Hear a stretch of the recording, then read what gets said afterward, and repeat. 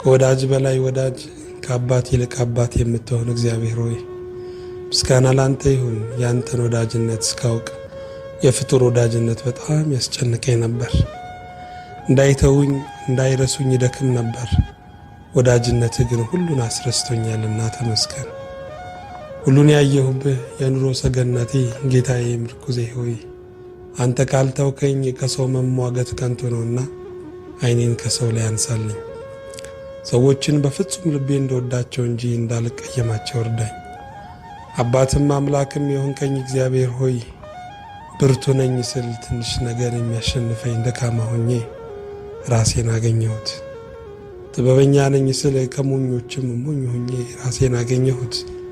እኔ እንኳን ያንተን ከፍታ የራሴን ምልክ ማወቅ የማልችል ብናኝ ፍጡር ነኝ።